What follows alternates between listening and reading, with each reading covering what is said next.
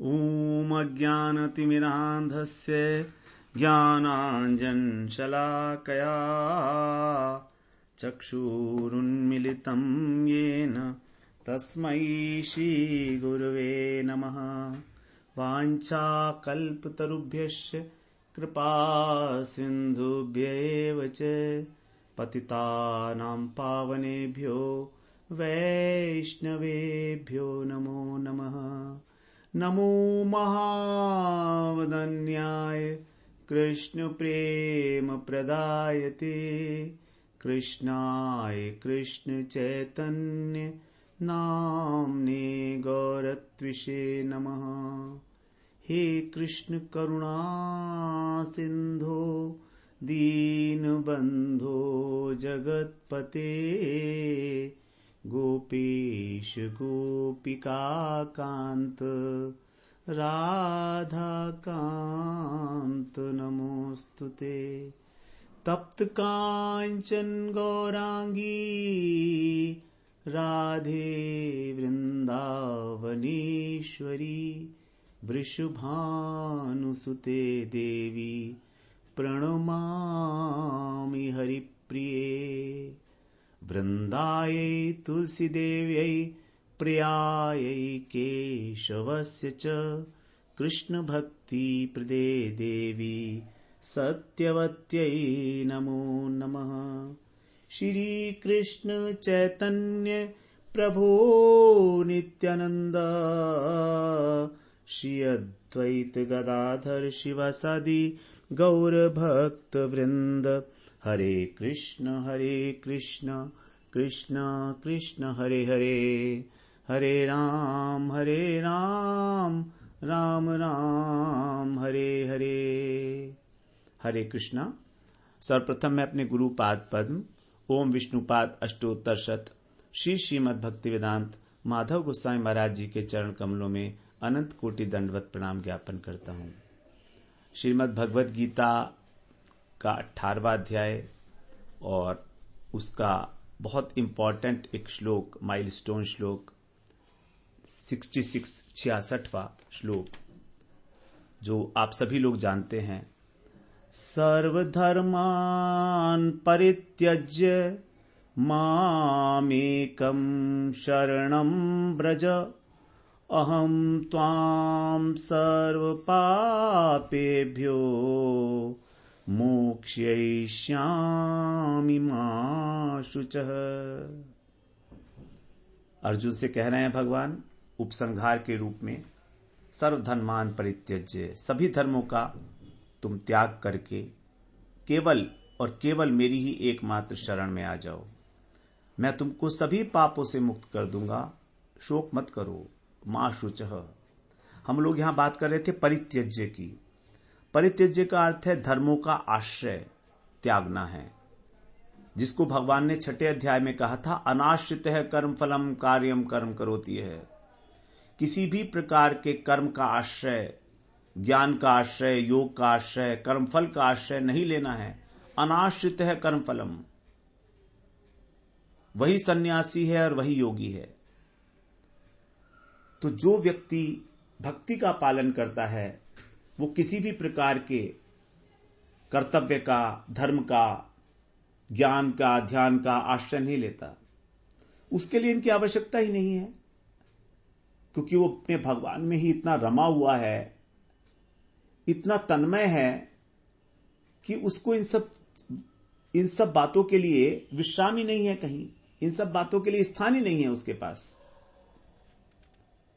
अपने शरीर निर्वाह के लिए, भगवान को भोग लगाने के लिए आवश्यक कार्य करता है, लेकिन इस भाव से नहीं करता कि मेरा कर्तव्य है इसलिए मुझे करने चाहिए। वो ये भाव ही नहीं उसके अंदर कि मेरा कर्तव्य है, मुझे करने चाहिए, यदि नहीं करूंगा तो मुझे पाप लगेगा। ऐसा नहीं। वो भगवत निष्ठा से प्रेरित होकर भगवत प्रसन्नता के लिए कार्य करता है, इसीलिए हम उसको सेवा बोलते हैं।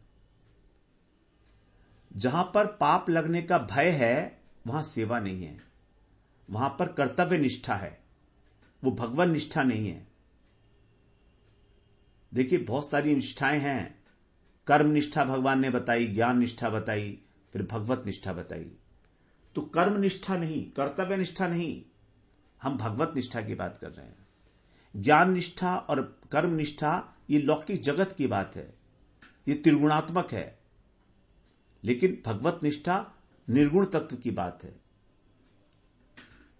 भगवान की सेवा माया की तीनों वृत्तियों से, तीनों गुणों से अतीत है। इसलिए तो भगवान ने कहा, माम चयो अव्यभिचारेण भक्ति योगेन सेवते सगुणान समतीत्ययतान। तो जो मेरा भक्ति योग के द्वारा सेवन करता है वही गुणातीत अवस्था को प्राप्त होता है। बड़ा सरल सा तरीका बताया भगवान ने वहां, लेकिन वहां पर एक विशेषण भक्ति के साथ जरूर जोड़ा, मिश्रा भक्ति नहीं चलेगी, अव्यभिचारिणी भक्ति, अनन्या भक्ति। तो किसी भी कार्य को करने में महत्वपूर्ण है उसका उद्देश्य क्या है। यदि हमारा उद्देश्य भगवत प्रसन्नता है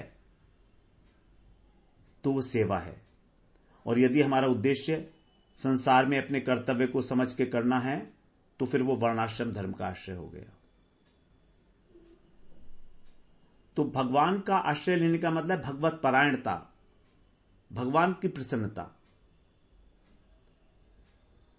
भगवान इसी बात को यहां पर बताना चाह रहे हैं।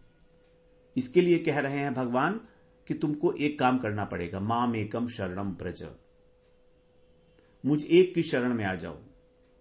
अन्य अन्य लोगों की शरण लेने की आवश्यकता नहीं है। देखिए, जब हम राजा की शरण ले लेते हैं तो राजा के जो मंत्री हैं, जो राजा के जो अन्य अधिकारी हैं, उनके शरण लेने की आवश्यकता नहीं पड़ती।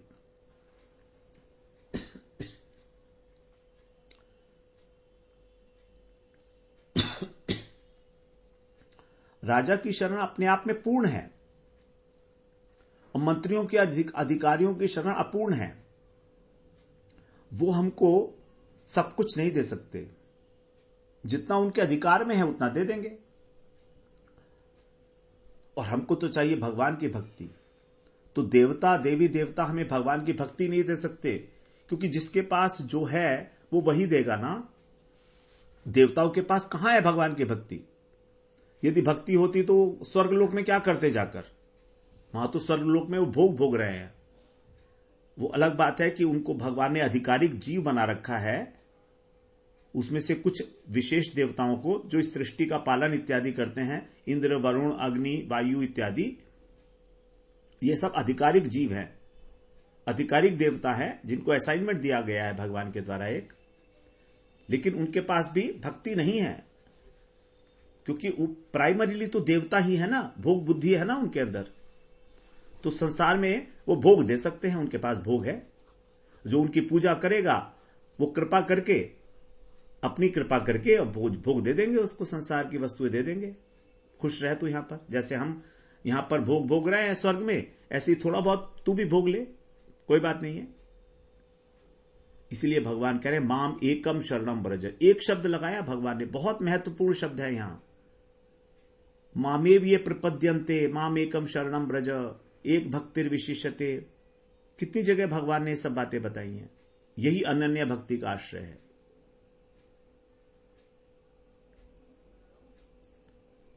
तो सभी साधनों में मुख्य साधन है हमारा अनन्य शरणागति, अनन्य भक्ति।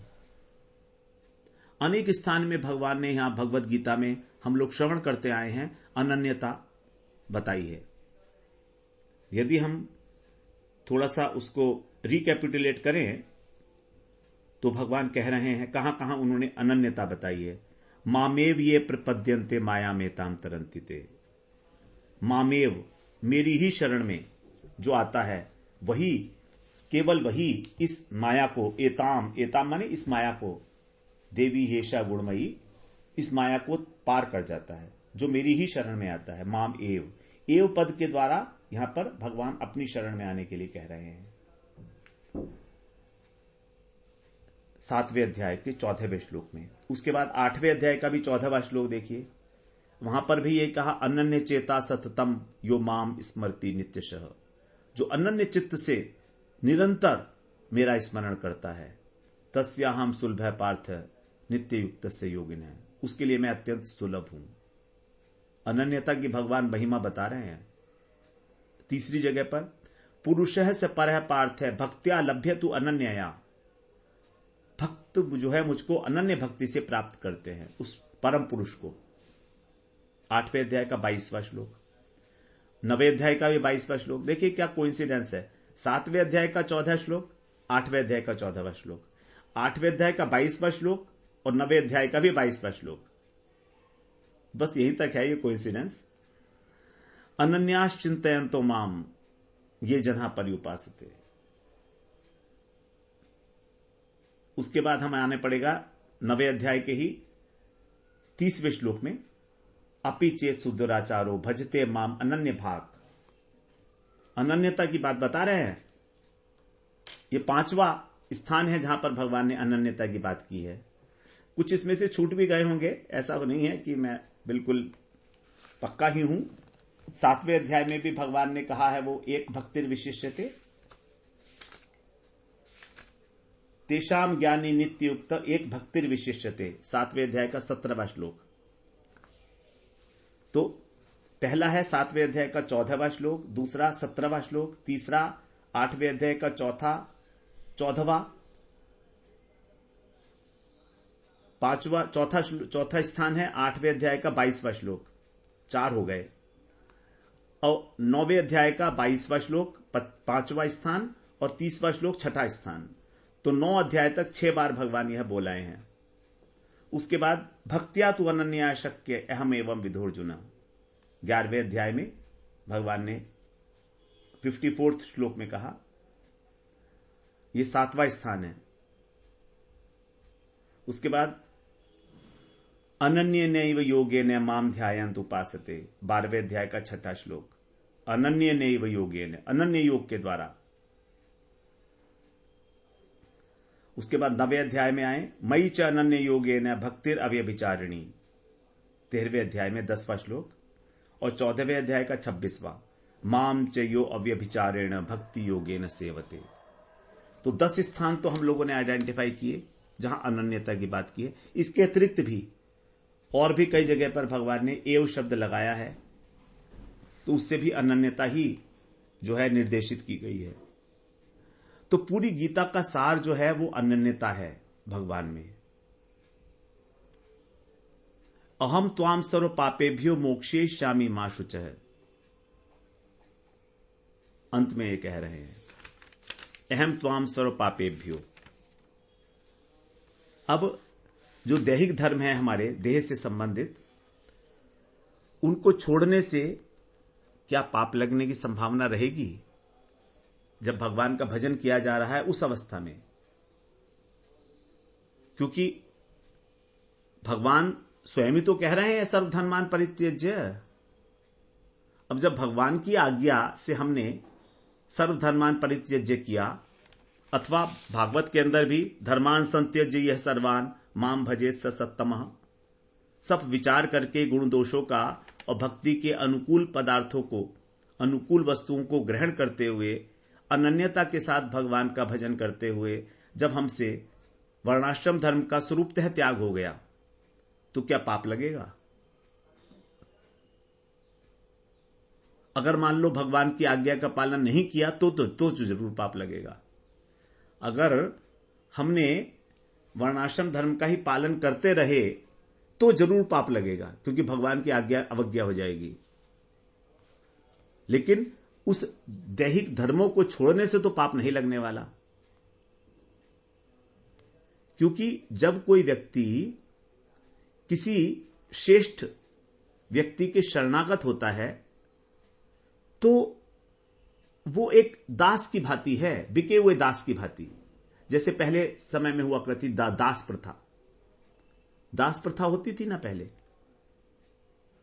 जो भी मालिक करवाना चाहता है उससे वो करवाएगा, वो करता है। जो खाने को देता है वो खाता है।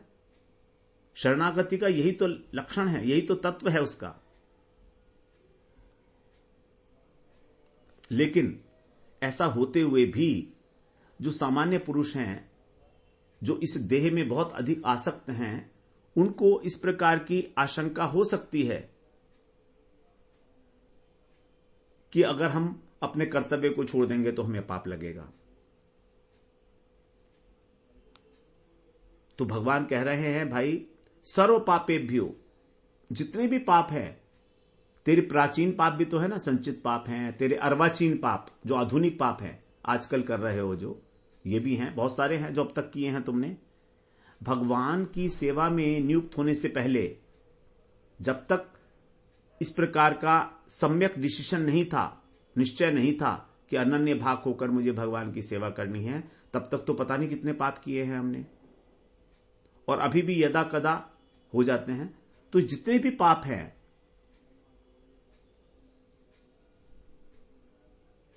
अथवा मैंने जो तुझे आज्ञा दी कि तू सारे ये सब धर्मों को छोड़ दे, तो तुझे यदि आशंका है कि इसमें पाप लगेगा, तो भगवान कह रहे हैं मोक्षयिष्यामि, मैं तुझे मुक्त करूंगा, I will do it, don't worry about it. लेकिन यदि तूने किसी और का आश्रय लिया तो वो तुझको पापों से मुक्त नहीं कर सकता। कोई भी देवी देवता हमारे पापों से हमको मुक्त नहीं कर सकता, बिल्कुल पक्की बात है ये। कोई भी देवी देवता हमारे पापों को मुक्त नहीं कर सकता, ब्रह्मा जी, शंकर, कोई नहीं कर सकता। किसी ने आज तक ये बात नहीं की है कि मैं तुम्हारे पापों से मुक्त कर दूंगा। वरदान तो दिए होंगे उन्होंने बड़े बड़े, लेकिन पाप तो भोगने ही पड़ेंगे, ये नियम है, सृष्टि का नियम है ये, इसका उल्लंघन कोई देवी देवता नहीं कर सकता। लेकिन भगवान कह रहे हैं नहीं, मैं तो सृष्टि करता हूं ना, मैं करूंगा इसको, मैं तेरे को पापों से मुक्त करूंगा। वो लोग नहीं कर सकते क्योंकि वो समर्थ नहीं है, मैं सर्व समर्थ हूं। भगवान क्या है? कर्तुम अकर्तुम अन्यथा कर्तुम है। जो करना है वो करेंगे, जो नहीं करना है वो भी कर सकते हैं, और अन्यथा कर्तुम भी कर सकते हैं, जो हमने सोचा ही नहीं है, which is not in our thinking domain. He can do that also and he does it. तो अर्जुन को उपलक्षण करके, अर्जुन को लक्ष्य करके मनुष्य मात्र को भगवान का ये एक स्टैंडिंग आश्वासन है, एक परमानेंट आश्वासन है, एक प्रॉमिस है सबके साथ कि यदि तुम मेरी अनन्य भक्ति कर रहे हो तो तुमको किसी धर्म से डर को छोड़ने का डर नहीं होना चाहिए कि तुम्हें पाप लगेगा, तुम्हारा क्या होगा। ऐसे बहुत से लोग हैं जो डरते हैं कि अगर हमने देवी की पूजा छोड़ दी तो क्या होगा, हम जो शिव जी को जल चढ़ाते थे शिव जी नाराज हो जाएंगे, हम हनुमान जी को मंगल को प्रसाद चढ़ाते थे, मंगल को जाते थे, चोला चढ़ाते थे, क्या होगा हनुमान जी नाराज हो गए तो हमसे, हमारे घर में सब बीमार हो जाएंगे, उथल पुथल हो जाएगी।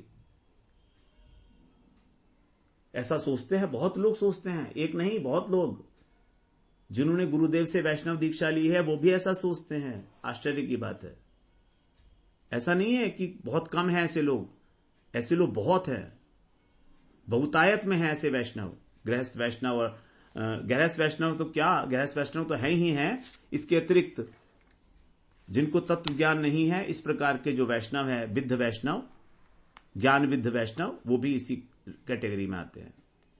कर्म विद्ध और ज्ञान विद्ध वैष्णव। वैष्णव दो प्रकार के हैं, विद्ध और शुद्ध।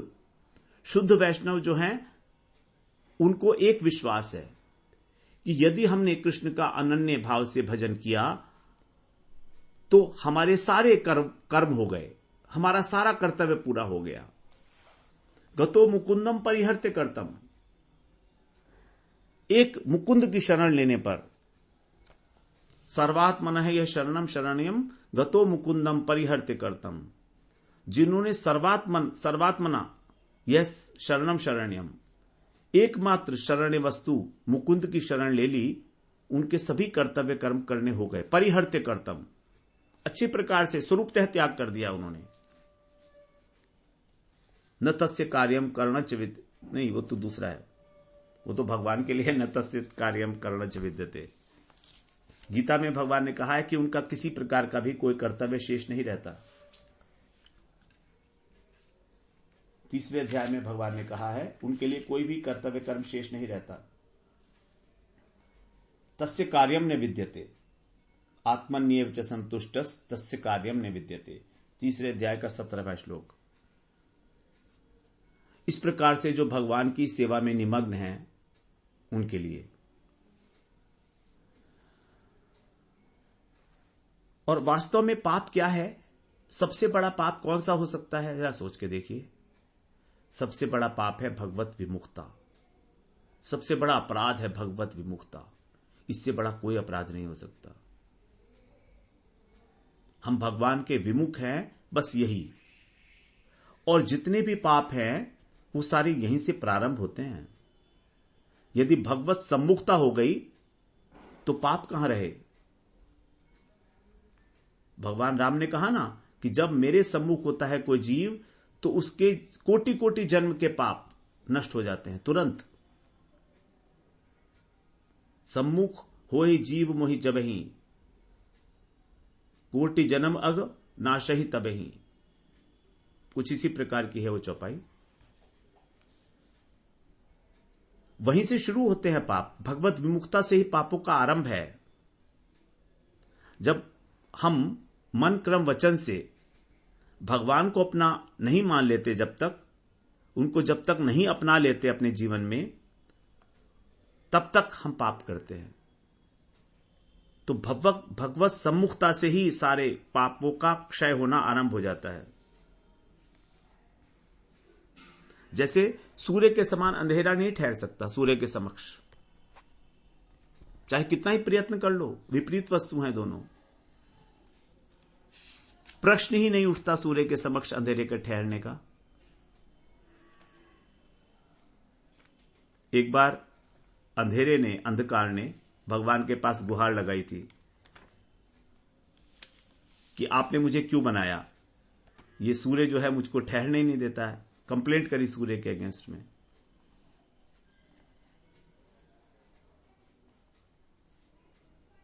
तो उन्होंने बुलाया, ब्रह्मा जी के आगे गुहार लगाई थी। तो ब्रह्मा जी ने बुलाया, सूर्य को ही बुलाया।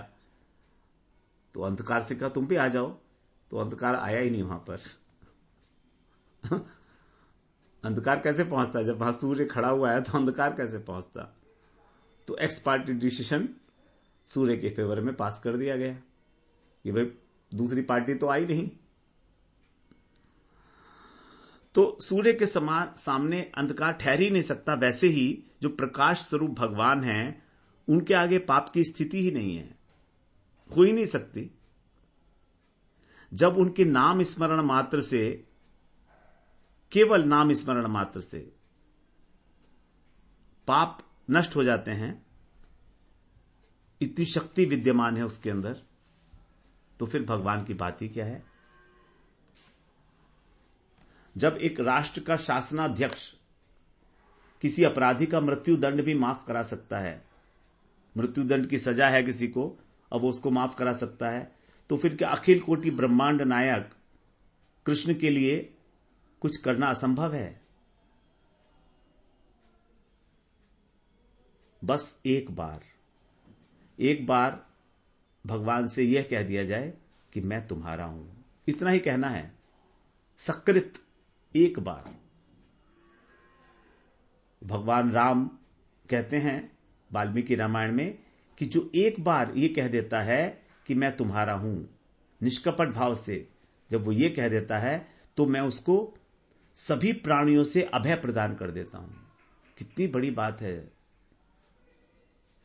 किसी प्रकार का उसको भय नहीं रहेगा, उसके जीवन से भय खत्म हो जाएगा। सकृतपि एक बार कह देगा अगर मैं तुम्हारा हूं। यही है भगवत शरणागति, निष्कपट भाव से एकांतिक शरणागति। फिर यदि हमारे अंदर कोई दोष है तो उसको सुधारने का काम हमारा नहीं है, भगवान का है। जैसे सेवक के सारे दोष उसके स्वामी के दोष होते हैं। जब सनत कुमार भगवान के वैकुंठ में जा रहे थे, तो जय विजय ने उनको रोका था दरवाजे के ऊपर। तो जय विजय को उन्होंने शाप दे दिया था सनकादिक ऋषि ने। तो भगवान वहां भागे आए हैं अंदर से, और भगवान सनकादिक ऋषि से कह रहे हैं कि जो मेरे सेवक हैं जय और विजय, ये इनका दोष नहीं है, ये मेरा दोष है। भगवान कह रहे हैं कि मेरा दोष है, इनको आपने जो शाप दिया वो ठीक ही है। तो स्वामी को ही दोषी माना जाएगा, न कि सेवक को। इसीलिए भगवान अपने भक्तों को खुद ही सुधार देते हैं अपने हिसाब से। जैसा बनाना चाहे वैसा बना लेंगे वो, उनके लिए कोई कमी है क्या? ध्रुव महाराज 5 वर्ष की अवस्था में जब भगवान को प्राप्त किए तो केवल शंख से भगवान ने उनके कपोल का स्पर्श मात्र किया, और ध्रुव महाराज इतनी बढ़िया स्तुति भगवान की गा रहे हैं, सारे वेद शास्त्रों का उनको तुरंत ज्ञान हो गया, इंस्टेंटेनियसली। तो जिसको चाहे भगवान शक्ति संचार कर सकते हैं, गुरुदेव शक्ति संचार कर सकते हैं। गुरुदेव जिस काम में हमको नियुक्त करते हैं उसके साथ ही साथ उस काम को करने की शक्ति प्रदान करते हैं। तो दोषों को सुधारना भी भगवान का ही काम है शरणागति के बाद, पहले नहीं। और अगर हम अपने दोषों का भार अपने ऊपर लें शरणागति के बाद, तो फिर ये शरणागति के ऊपर एक कलंक है। समझ रहे हैं ना इस बात को? अगर हमने शरणागति ली भगवान की और तो भी हम अपने दोष गाते फिर रहे हैं, या तो हमारी शरणागति नहीं है। और अगर हमारी शरणागति हुई नहीं है और अगर हमारा लक्ष्य भी है शरणागति, तो भी अपने अनर्थों को ग्लोरीफाई करने का कोई औचित्य नहीं बनता। ऐसा बहुत देखा जाता है भक्तों के अंदर, अनर्थों के प्रति इतने ज्यादा वो इन्वॉल्व हैं, उनमें इतने आवेशित हैं कि अपने अनर्थों को ही गाते रहते हैं। जो एक बात मुझे अपने व्यक्तिगत रूप से बता रहा हूं, जो एक बात मुझे अच्छी नहीं लगती है वो ये है कि जब कोई मुझसे कहता है कि हम बद्ध जीव तो यही काम करेंगे, हम बद्ध जीव है ना, तो भैया हमसे तो ये गलती होगी ही होगी। अब ये बात जब कहते हैं तो मुझको समझ में नहीं आता वो क्या कह रहे हैं। वो दोष अपने ऊपर ले रहे हैं कि भगवान को दे रहे हैं, कहां डाल रहे हैं वो उस दोष को, मुझे समझ नहीं आती ये बात कि हम बद्ध जीव हैं, हमसे तो ये गलती होगी ही होगी। बड़ा अजीब स्टेटमेंट है ये। This is no statement at all, मुझे ऐसा लगता है। हो सकता है आप कुछ विपरीत सोचते हो इसके। अपने अनर्थों को ग्लोरिफिकेशन नहीं करना है। जिस चीज को हम ग्लोरीफाई करते हैं वो चीज बढ़ जाती है, it expands. Whatever we pay our attention upon that particular aspect in our life expands. यदि हम अनर्थों को ग्लोरिफिकेशन करेंगे, बीमारी को ग्लोरिफिकेशन करेंगे, तो वो एक्सपेंड होती चली जाएंगी। और हमारा उद्देश्य तो अनर्थ बढ़ाने नहीं है, तो फिर क्यों ना हम इस अभिमान में मस्त रहें कि मैं भगवान का हूं। शुद्ध अभिमान में, भले चाहे शुद्ध नहीं है तो भी मान लीजिए कि मैं भगवान का हूं। मानने से ही तो सारी बातें होती हैं इस जीवन में, सारी बात तो मान्यता की ही है। भगवान सारी गीता में यही तो कह रहे हैं, मन्यते मन्यते अहंकार विमूढ़ात्मा करता है मिति मन्यते। वो मानता ही तो है कि मैं करता हूं, मानना छोड़ दीजिए, हो गया काम। एक छोटी मान्यता को एक बड़ी मान्यता से रिप्लेस कर दीजिए, बस इतना ही तो करना है। एक तुच्छ मान्यता को श्रेष्ठ मान्यता से रिप्लेस कर दीजिए, काम हो जाता है। This is the only way and only way which I think that it works. तो शरणागति का प्रसंग थोड़ा ऐसा ही है, इसको हम लोग आगे श्रवण करेंगे। वांछा कल्पतरुभ्यश्च कृपा सिंधुभ्य एव च पतितानां पावनेभ्यो वैष्णवेभ्यो नमो नमः।